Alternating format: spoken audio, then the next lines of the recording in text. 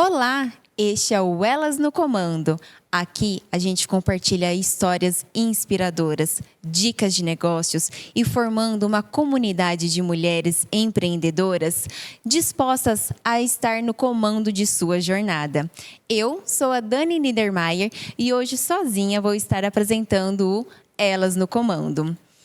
Hoje a gente vai ter uma entrevistada que, aos 50 anos, fez uma transição na sua carreira. A gente vai inspirar outras mulheres que não estão contentes no serviço hoje, que talvez falta esse empurrãozinho para estar fazendo o que goste. Vou chamar, então, a Denise. Olá. Oi. Muito obrigada por estar aqui conosco, compartilhando a sua história. Eu é que agradeço pelo convite. Então, solta a vinheta que a gente já vai começar. Elas no Comando. Um programa onde mulheres inspiradoras compartilham suas jornadas profissionais, desafios superados e conquistas notáveis. Uma conversa autêntica sobre a força e sucesso das mulheres no mundo profissional. Então, vamos conhecer um pouquinho dessa história, onde que aos 50 anos ela mudou de carreira. Conte um pouquinho como foi essa jornada até agora, Denise. Eu sempre gostei muito de artesanato. Essa foi minha vida. Eu brinco que eu já nasci fazendo alguma coisa com meu cordão umbilical, porque eu sempre gostei de trabalhos manuais. Na época de escola, eu sempre participava muito das aulas de artes, então eu sempre fiz muito isso. Mas a vida vai levando a gente para vários caminhos onde você não pode fazer só o que gosta. Você precisa de manter uma família, tal. E aí eu comecei a trabalhar CLT, eu já fui professora, eu fiz faculdade de RH, nada a ver com o artesanato, e o artesanato guardadinho ali dentro de mim. Quando foi aos 50 anos, né, eu passei por um divórcio, e aí, aos 50 anos, eu tive o apoio, né, do meu atual marido, aonde ele perguntou para mim, ele falou assim, você quer? Porque eu fazia o artesanato, eu fazia só assim nos tempos livres, quando sobrava um tempinho, eu acabava fazendo alguma coisa para presentear, mas nada ligado à renda. E aí ele perguntou para mim se eu queria. Nem pensei duas vezes, né? Nessa época eu morava em São Paulo ainda. E aí, neste período, então, eu fiz essa transição assim, trabalhando em casa e participando lá em São Paulo de feiras. E fui me aperfeiçoando em algum tipo de artesanato, que é esse que eu faço hoje. E fui me aperfeiçoando e comecei, então, a partir dali, me dedicar a feiras e fazer negócios assim, encomendas e vendas pelo WhatsApp, pelo Instagram, e comecei a fazer esse trabalho. Entendi. E por que no começo, lá antes de vir, né? Você sempre gostou do artesanato, mas o que te levou a estudar o magistério e recursos humanos? O magistério acho que é o bichinho da família, né? Eu acho que me picou, porque a família inteira, minha mãe se aposentou professora, então eu acho que foi meio que levando. Tanto é que eu nem exerci muito tempo o magistério. Mas o RH foi assim. O RH, na verdade, ele entrou na minha vida como uma prova de capacidade. Durante muito tempo, né, eu passei por uns perrengues assim que duvidavam da minha capacidade, né? As pessoas que viviam em volta de mim, algumas pessoas, elas me tiraram assim aquela crença que eu tinha em mim, de ser uma pessoa inteligente, de ser uma pessoa capaz. E as pessoas falam tanto, né, que você acaba começando a duvidar, né? Quando eu me divorciei, o que eu fiz? Eu falei, agora eu vou provar para mim mesma de que eu sou capaz. E aí, diante da busca, né, eu sempre gostei muito de lidar com pessoas. Então, a faculdade de RH veio para mim nessa hora, onde eu precisava provar que eu era capaz de terminar uma faculdade, porque eu já tinha feito 5 anos de direito e não me formei, né, por falta de apoio, não me formei.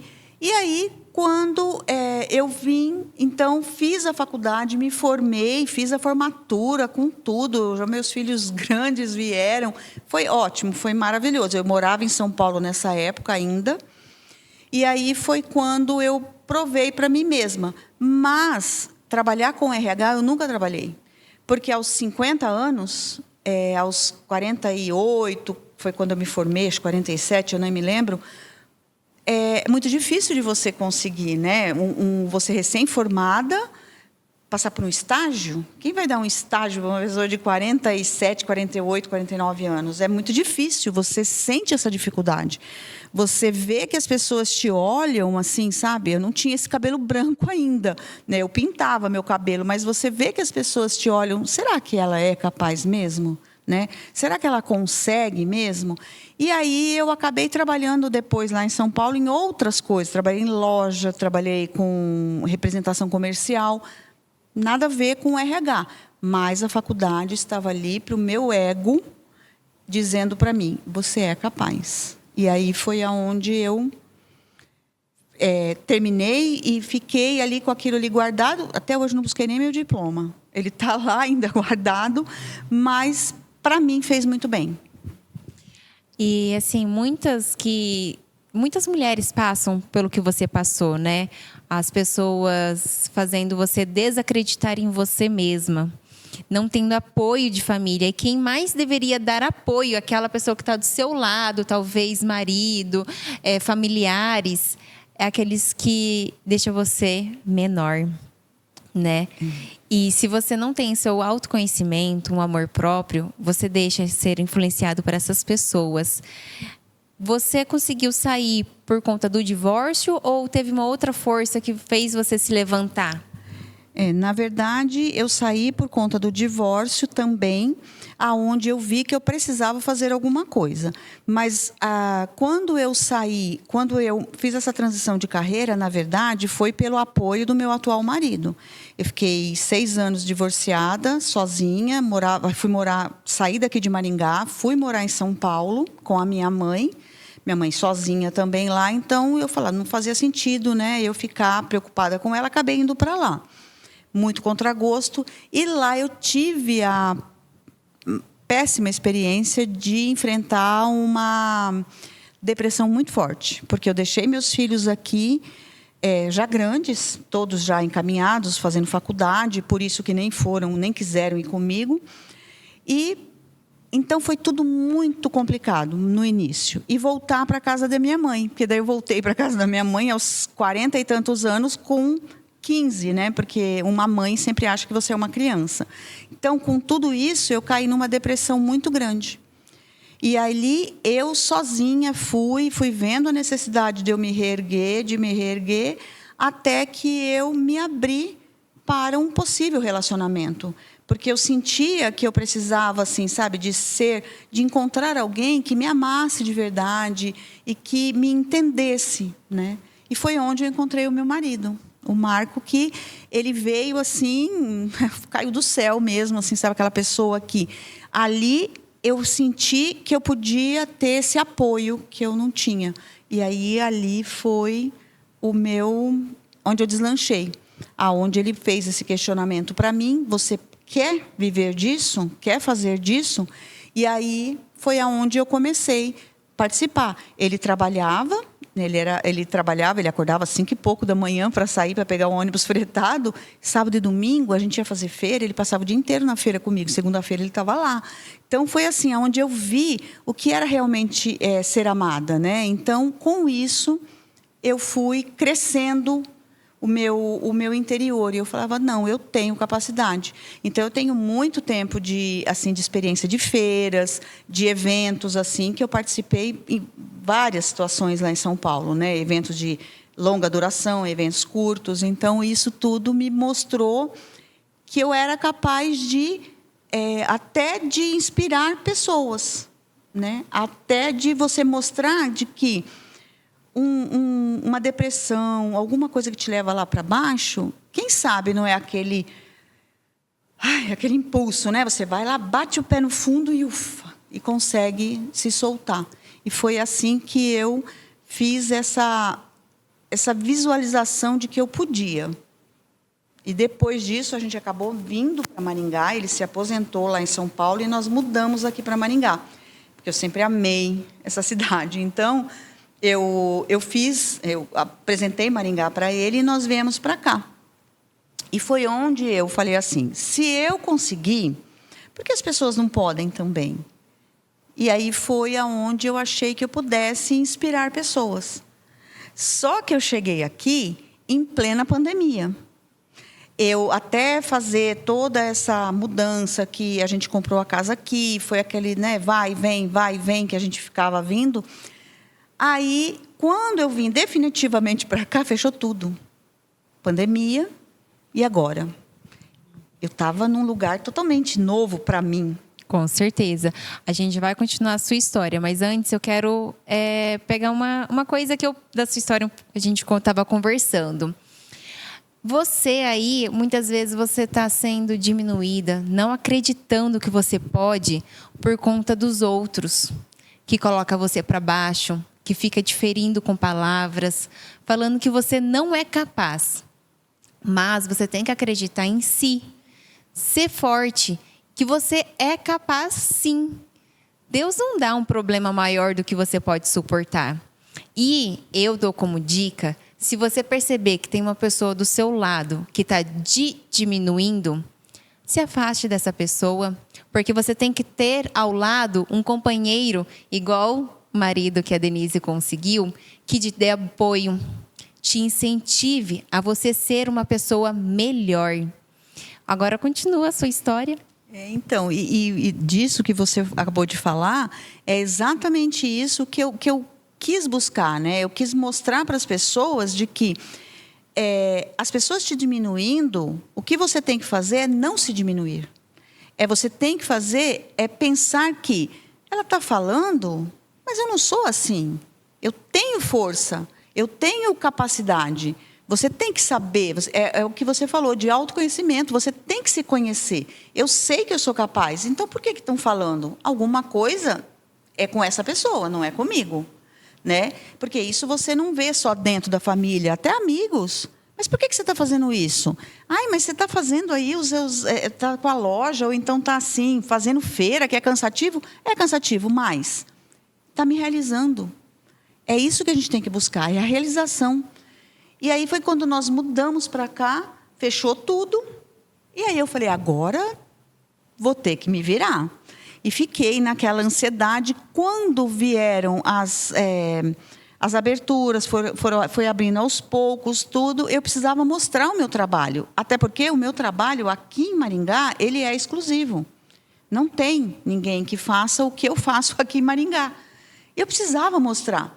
O que eu fiz? Eu falei com a minha cunhada, falei assim, você consegue algumas artesãs, assim, algumas pessoas que queiram participar de feiras? Eu tenho umas amigas, mas que nunca participaram de feiras. Eu falei, eu passo o contato delas. E aí, a partir daí, eu conversei com cada uma delas e eu montei uma feira na minha garagem. Eu juntei 7 amigas, 7 colegas, que vendiam seus produtos, que faziam seus produtos e estava lá, parado. Não tinha para quem mostrar, ou então mostrava só para os vizinhos ali. E aí eu fiz essa feira. Eu chamei Bazar de Natal, fiz ali, tinha as experiências que eu passava, que eu sabia lá de São Paulo, medi ali na minha garagem, falei, bom, cabem 7. Eu fiquei até meio apertadinha assim, na porta da minha sala e fiz. E fizemos a divulgação e deu super certo. Tanto que deu certo que pediram uma segunda. E aí a gente fez uma em novembro e uma em começo de dezembro, que a gente aproveitou a época de Natal. Porque foi quando já voltou, já podia abrir, a gente tudo de máscara ainda, mas já poderia funcionar.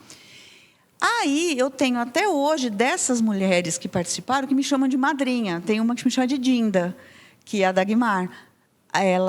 Ela me chama porque ela fala assim para mim, Denise, se não fosse você mostrar para a gente que a gente pode fazer sim feira, que a gente pode pôr a cara a tapa, eu estaria até hoje lá com o meu negocinho. E hoje ela participa de várias feiras, de vários eventos, até feiras que eu nem fico sabendo, quando eu vejo ela está lá trabalhando, participando. Isso para mim é fantástico, né? Você poder inspirar pessoas. Que dica maravilhosa, né? Você ser uma inspiração para as pessoas e essas pessoas ter a sorte de ter uma pessoa que apoia, incentiva o desenvolvimento, né? Exatamente. E o que eu quero falar para você que está aí do outro lado é exatamente isso. Se você tem uma ideia, vai atrás, busca que você vai encontrar nesse meio aí de pessoas que te colocam para baixo, você vai encontrar com certeza pessoas que te elevam e que te fazem mostrar que você vale a pena estar nesse mundo. O amor próprio, o autoconhecimento e ter o apoio daquelas pessoas que te elevam. Aquelas pessoas que te deixam para baixo, se afaste dela, não faz te fazer bem. Ela não está bem. Por ela não estar bem, ela acaba deixando você mal. Então, realmente, se afaste dessas pessoas e tenha como ao lado pessoas que te inspiram, que te motivam, que tem ali um apoio para você. Então, você começou essa feira. Isso. E continua fazendo até hoje. Isso. Aí, a partir dali, eu busquei grupos, né, aqui dentro de Maringá mesmo, aí voltaram as atividades normais em Maringá, e aí eu fui buscando grupos de apoio. Grupos como a Câmara da Mulher, grupos como Mães do Ingá. Então, foram grupos que me colocaram à frente de outras pessoas, de outras mulheres, são grupos de empreendedorismo feminino, às vezes, com o mesmo... o mesmo problema, o mesmo dilema, né, que eu tinha. Então, a partir dali, eu comecei a participar desses grupos, participar de feiras, várias feiras. Aí comecei até a fazer umas lives no Instagram de feiras, dando dicas de feiras e participando de vários eventos, de workshops, assim, comecei a buscar crescimento. E foi aonde daí eu alavanquei e hoje tenho assim bastante amigas, bastante conhecimento e bastante apoio desses grupos que eu participo. Uma curiosidade que surgiu. E a depressão? A depressão ficou lá para trás. Ficou lá em São Paulo, deixei ela lá. Porque assim, eu morei 30 e tantos anos em São Paulo, né? A minha adolescência toda eu passei em São Paulo, porque, embora eu seja paranaense, né, eu sou de Cianorte, mas meu pai foi transferido para lá, então eu passei minha vida inteira lá. Mas hoje, cada vez que eu tenho que ir para São Paulo é assim para mim. É muito bom. Você vai lá, passa uns diazinhos e tá bom. Porque ele realmente não tem mais nada para mim ali, a não ser fazer compras.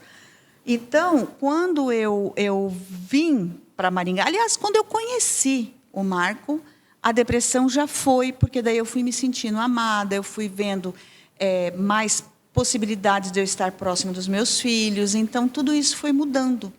E aí a depressão ficou para lá. Não digo que é tudo mil maravilhas e que tem dias que você não está para baixo, tem dias que você está meio assim, parece que não sei. E eu sou muito expressiva, assim, sabe? Quando eu não estou bem, as pessoas já logo percebem pelo meu olhar. Mas eu tento colocar isso de lado e pareço que está tudo bem. Então, eu sempre estou tentando fazer. Esses dias atrás, eu não estava muito bem, até minha mãe perguntou. Não, mas você não respondeu, nem lembro o que foi que ela falou. Eu falei assim, mãe, eu não estava bem. Ah, mas você estava sorrindo. Então... eu não preciso ficar passando, mostrando, me lamentando para as pessoas. Eu só tenho que buscar ajuda. Então, hoje faço terapia, faço tratamento holístico, fiz constelação e assim por diante. Então, buscando ajuda. Mas a depressão mesmo, aquela que me jogou lá para baixo, nem lembro dela. Isso é muito gostoso, porque quando a gente faz o que gosta, a gente se sente realizada, né? E tudo em volta melhora, igual você falou, o relacionamento com os filhos, né? Depois, nossa, tudo melhora, né? Tudo. Existe uma Denise, existem duas fases de Denise. Uma Denise antes e essa de hoje segundo todas as pessoas que me conheceram antes, é muito melhor, graças a Deus. Isso é muito bom saber. E a terapia não é só para aquele que está depressivo, não. Se você quer ter seu autoconhecimento, quer melhorar, é recomendada para todo todos. mundo. O tempo todo. A minha terapeuta, eu falo com ela. Às vezes eu falo assim, eu acho que estou precisando parar. Depois eu falo, não, passou, brincadeira, já passou. Porque é muito bom. Faz um bem danado. Se as pessoas que não fazem soubessem o bem que faz, não ia deixar passar. E você, comenta aqui embaixo. Você faz o que você gosta? Se sente realizada? Já passou por aqueles momentos que você estava lá embaixo porque os outros estavam colocando você para baixo, te pisoteando? Comente aqui se você passou por esse processo de amadurecimento, autoconhecimento e autovalorização, o autoamor. Você comentou que depois que conheceu o amor, começou tudo, mil maravilhas. Você tem as feiras que continua, uma loja aberta também, não tem? Isso. A loja veio, assim, eu abri agora em outubro. A loja veio depois, porque assim, hoje eu estou com 58 anos, então a gente já não é mais uma criança, já está mais cansada. Antes eu participava de feiras, ficava e era tudo bem, Mas agora não, agora a gente já se cansa. Então, eu participei de uma feira do Mães do Ingá, lá no Parque do Japão. Quando terminou a feira, mas eu estava tão cansada. E algumas pessoas me perguntavam assim, você tem loja? E eu falava, não, eu tenho um ateliê na minha casa. E o ateliê na minha casa, eu tinha a impressão que soava para algumas pessoas como aquele lugarzinho lá no fundo do quintal, todo estragado, que não te dá credibilidade. Sabe quando você sente isso no olhar das pessoas? Tá. E aquilo, um dia, e todas as vezes que a gente termina uma feira, eu e o Marco, a gente gosta de ir para um barzinho, relaxar, tomar uma cervejinha, um vinho. E a gente estava lá no bar, e eu falei para ele assim, estou querendo desistir. Ele se assustou. Ele nunca me viu falar isso. Aí ele falou assim, como assim desistir? Desistir do quê? Eu falei assim, de tudo. Assim, eu brinquei com ele, eu não estou querendo mais brincar disso, estou muito cansada. E as pessoas não valorizam, as pessoas acham que por eu ter o ateliê em casa, não significa que eu tenho um trabalho. Dá a impressão que você não está trabalhando, que você só faz isso. Você só faz isso? E aí aquilo me deixou um pouco angustiada. Porque eu falava assim, nossa, meu ateliê era uma gracinha. A minha casa tem um quarto assim na frente, logo na sala, então não precisava passar a casa inteira. Se as pessoas quisessem visitar, podia. Tudo arrumadinho, com prateleira, tudo bonitinho. Mas aquilo, para mim, começou a me desgostar. Aí o Marco se assustou quando eu falei assim, eu quero desistir, mas ao mesmo tempo eu também me assustei. Porque desistir não faz parte do meu vocabulário. Não faz parte do meu vocabulário. Aí eu falei para ele assim, a não ser que eu abra uma loja física. Ele falou assim, vamos. Aí, ali mesmo, foi muito engraçado, ali mesmo eu já abri um aplicativo no celular e comecei a procurar imóveis assim, para alugar, que fosse comercial, E aí, a partir dali, isso deve ter sido em setembro, em outubro eu estava montando minha loja. Eu estava inaugurando minha loja. Esse negócio de você não se valorizar ou deixar as pessoas te colocarem preço é complicado. Eu tenho uma amiga que ela tem um salão em casa, mas igual você falou, é um salão em casa, mas é um salão separado, não é dentro da casa dela, é uma graça. Todo bonito, decorado, é um salão mesmo. E o atendimento dela, personalizado. Aí ela disse que esses dias atrás, uma pessoa no portão falou assim, você corta cabelo? Corto. Qual que é o seu preço? É tanto. Nossa, que caro. Ela antes também achava caro. Porque ela falava assim, mas meu salão é em casa. Ela não se colocava valor, mas com base em estudo, apoio de outras pessoas, foi mostrando o valor dela. Ela falou assim, você tem Instagram? Olha o meu trabalho. Nossa, que corte bonito. Gostei. Ela demonstrou para os outros o valor que ela tinha, que os outros não enxergavam. Exatamente. Então, algumas vezes vai ter pessoas que vai querer né, te colocar um valor mais baixo. Mas você, ao invés de você aceitar um valor mais baixo, você tem que mostrar para as outras pessoas o seu valor. O seu valor e o seu diferencial. E aí foi aonde eu falei assim, não, vamos então montar.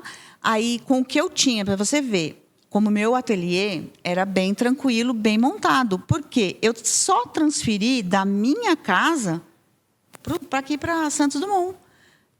Eu só acrescentei uns móveis ou outros e fui com a cara e a coragem. Com o material que eu já tinha produzido, montei a loja.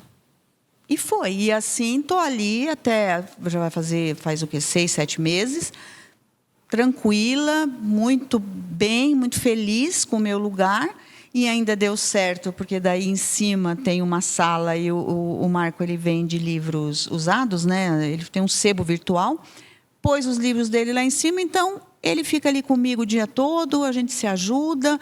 Quando eu preciso sair, ele desce para a loja. Quando eu vou almoçar, ele desce ali para a loja. Então, ficou assim um apoio mesmo, né? Uma dica, você falou que aos 50 anos teve essa transição, né, de carreira, de fazer o que gosta. O que você poderia dar como dica para aquelas pessoas que não estão satisfeitas com a sua vida atual? A minha dica é: busque conhecimento, primeiro. Porque você tem, assim, aquilo que você gosta, às vezes pode não ser o seu gosto, tudo bem, vale muito. Mas, às vezes, também não te dá aquele suporte para você mudar totalmente. Então, para você não se arrepender, né, você vai. Uma vez eu ouvi uma pessoa falando assim, se você precisa ganhar dinheiro trabalhando fora, CLT, vamos chamar assim, ou de qualquer outra maneira.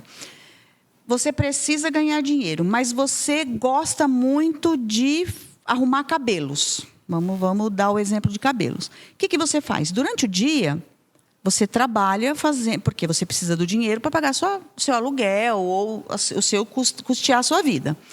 Mas você tenha aquele momento onde você reserva para aquilo que você gosta. E aí, a partir dali, você vai fazendo cursos, foi onde eu fiz. Eu fui fazendo cursos, eu fui participando de grupos, e esses grupos te dão muita força, te dão muito apoio, porque você vê ali pessoas crescendo e você quer crescer também. Então, vá atrás de informação, de conhecimento, de ajuda, porque você não consegue fazer nada sozinho. Então, a minha dica é: gosta, vai atrás. Então, aquela pessoa que não está contente com, né, sua vida pessoal, comece a separar um tempo para você. Você fala assim, de tal a tal horário, eu não vou fazer mais nada além do que eu gosto. Vou procurar estudar, ou até mesmo, você falou, ateliê. Eu trabalho de CLT, mas de tal a tal horário eu vou fazer o que eu gosto, um artesanato. Ou até mesmo... Tem gente que gosta de ensinar, fazer vídeos na internet. Então, exatamente. Naquele momento, você vai fazer. E com isso, você não vai se machucar, caso não dê certo. Porque você vai ter um apoio. Porque se você não está contente com a sua vida atual, você já está magoada. Imagine se não dá certo, se você ir com tudo numa coisa que você gosta e não dá certo. E realmente, né? Iria te machucar muito. Exatamente. A gente pensa, vai fazer bem, pode fazer mal. Mas, se você for gradativamente, aí você, que nem você falou, coloca um horário, de tal a tal hora. Aí, mais para frente, eu acrescento um pouquinho mais esse horário. Eu mudo um pouquinho mais o meu final de semana para procurar alguma coisa para fazer que me dê prazer, né? Visito essas feiras. Começo pequeno, começo fazendo um artesanato menor, algumas coisas, e vou participar dessas feiras, que essas feiras são para isso. Mas será que eu vou vender? Não sei, é uma incógnita. Eu sempre adoro feira. Eu sou, assim, fã e sou de divulgar, de incentivar mesmo. Faça feira. Mas e se eu não vender? Eu pago X na mesa e não vendo. Você está ali. Se você estiver na sua casa, você vai vender? Não, ninguém. As pessoas que estão passando por ali não são as mesmas pessoas, de repente, que vão entrar no seu Instagram por um acaso. A não ser que, né, nem com patrocínio, nem você patrocinando. Aquelas pessoas talvez sejam outras pessoas. Então, você tem que mostrar. Eu participei, sábado agora, eu participei do Paraná Junino, aí alguém me perguntou assim, valeu a pena? Eu falei, super valeu. Sem fazer conta de quanto eu vendi. Porque, para mim, independente do que eu vendi, eu contactei muitas pessoas, até brinquei, falei, se todas as pessoas que elogiaram o meu trabalho e que falaram que vão na loja forem, eu vou ter que fazer senha. Porque realmente foram várias pessoas. E se eu não tivesse ali? Né? Então, como ia divulgar seu produto? Como ia fazer conexões? Exatamente. As pessoas não entendem isso. Elas só querem, eu vou participar para vender. Eu tenho que vender. Beleza, você tem que vender. Né? Principalmente quem vive disso. Você tem que vender realmente. Mas não só naquele momento. Porque existe o pós-venda. Existem várias formas de você mostrar o seu trabalho. Pessoas ali assim que nem imaginavam que existia esse tipo de trabalho que eu faço aqui em Maringá. Nossa, que coisa mais preciosa. Além de fazer bem para o seu ego, porque isso massageia demais o ego, né? Eu até brinco quando eu vou em feira, assim, eu falo assim, bom, meu ego já está bem massageado, agora eu posso começar a vender, eu ainda brinco. Mas, mesmo assim, você tem que buscar. Você tem que buscar mostrar. E não só, mas eu trabalho só na internet. Não. Também é importante você estar no presencial, no olho a olho, porque a feira ela é imensamente importante para um filtro. É igual o artista, ele gosta da televisão, mas ele ama o teatro. Porque o teatro, ele sente o calor do público. Ele sabe ali se o público está gostando ou não. Na televisão, você não sabe, porque se eu não estou gostando, eu vou lá e desligo a televisão. Ele não está sentindo, ele não está mensurando isso. E na feira está. Porque as pessoas... A primeira pessoa que chegou na minha mesa aquele dia, foi uma senhorinha, ela olhou e falou assim, quanto está essa xícara? Aí eu falei o preço para ela. Nossa, que caro! Aí eu, calmamente, respirei fundo e falei assim para ela, assim, a senhora já viu o preço de uma xícara, de um joguinho de xícara assim, normal? Ela falou assim, já vi. É caro também. Eu falei assim, então, e aquele jogo de xícara tem esse charme todo aqui? Aí ela, é verdade, não tem. Aí eu falei, então, aí a senhora acha que é caro?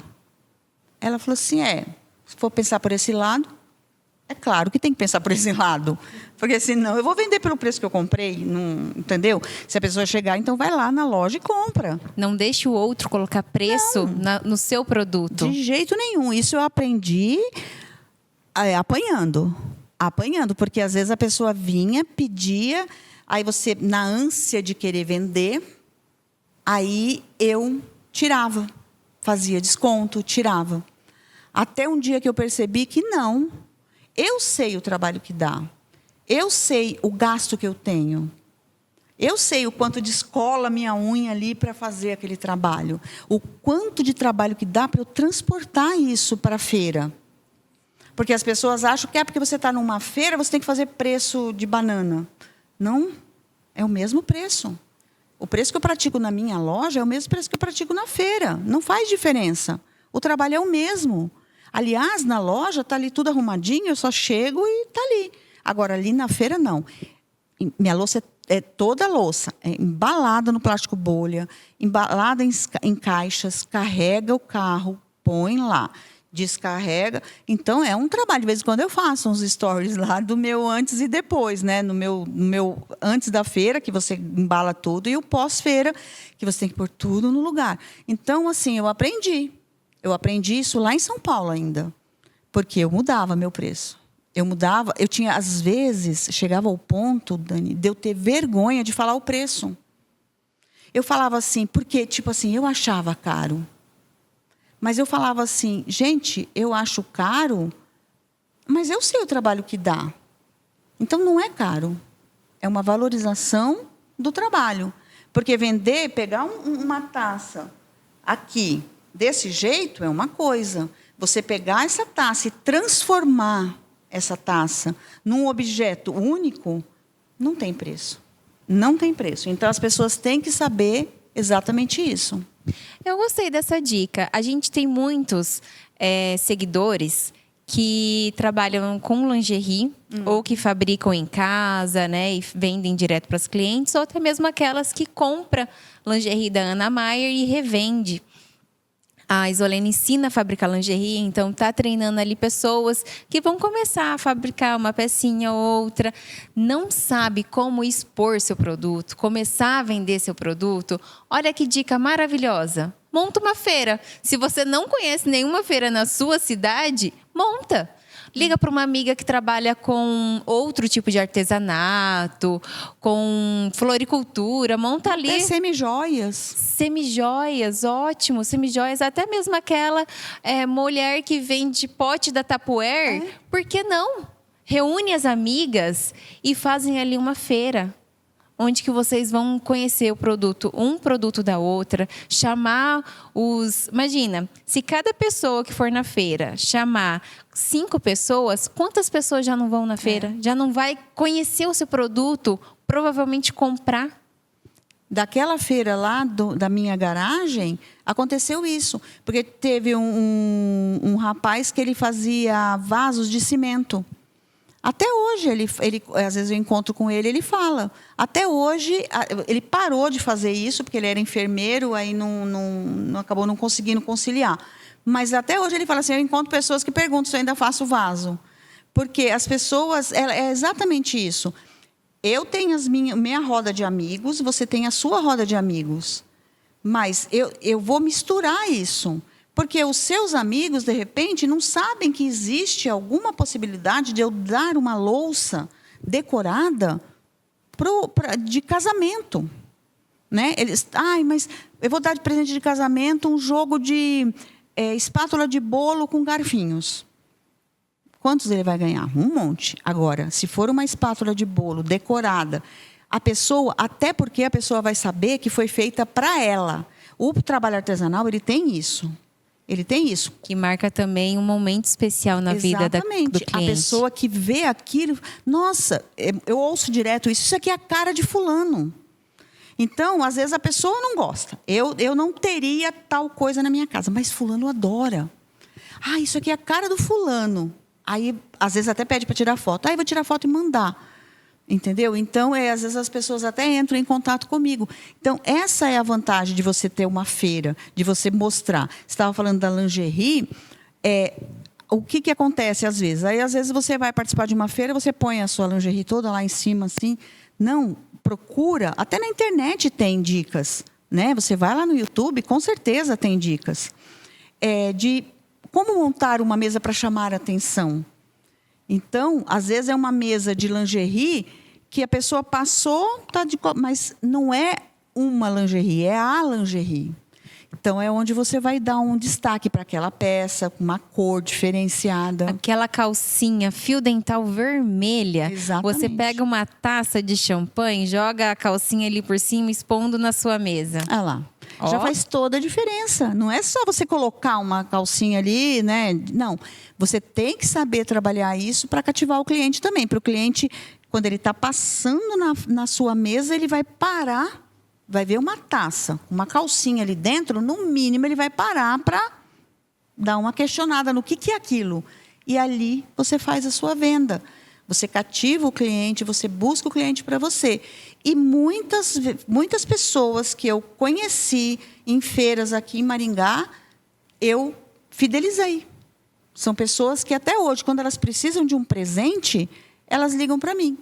Denise, você tem aí hoje, talvez não tenha tempo de vir à minha loja, mas aí eu mando fotos, porque ela já sabe que o meu trabalho é aquele com aquela qualidade. Então, ela pode muito bem falar assim, eu preciso de uma garrafa térmica decorada. Que cor que você quer? Eu quero bege. Aí eu vou atrás, aí eu tenho uma garrafa bege para a pessoa.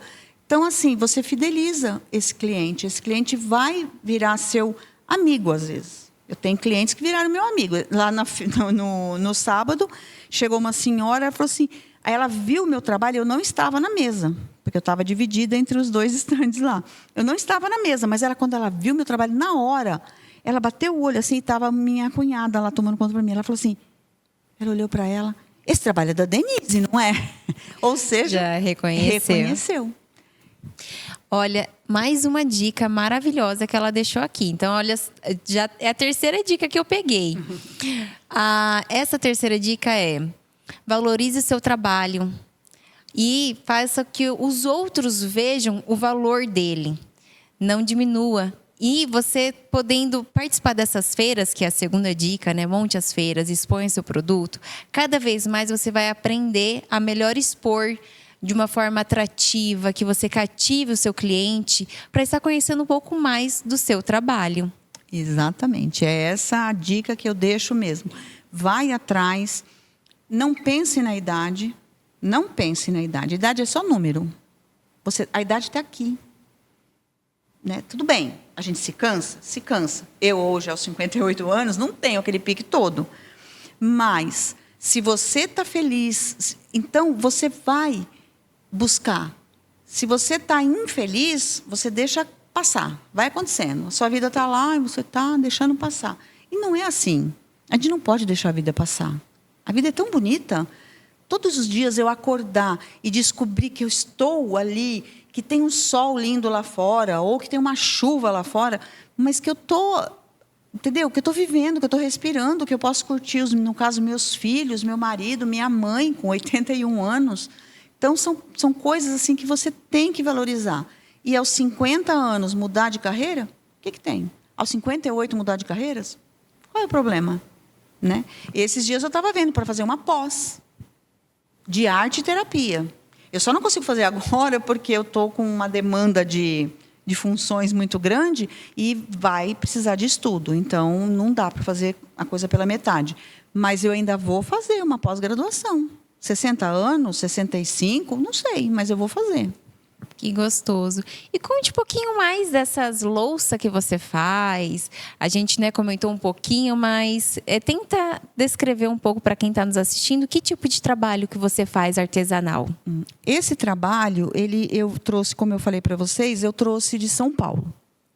Eu participava de eventos lá e aí uma determinada situação eu fui comprar material na 25 de março. Quem não, né? Quem nunca, né? Fui lá na 25 de março, eu estava saindo da loja, eu vi uma caneca decorada na vitrine. Eu entrei, falei assim para a moça, eu quero material para fazer essa caneca que está ali na vitrine. Aí ela me vendeu o arame, me vendeu as pedrinhas, e aí, a partir dali, porque quem gosta, né, tem o jeito para a coisa, acaba ficando mais fácil. Peguei lá uns vídeos no YouTube e fui fazendo. Só que ali era só caneca, que eu via, né, que eu sempre via, só caneca. Então, o que eu faço? O que é a caneca decorada? Ela é uma caneca normal, você tem lá a alça. Na alça, eu vou trançando, eu vou bordando, por isso que chama talheres e louças bordadas, eu vou bordando pedras nela.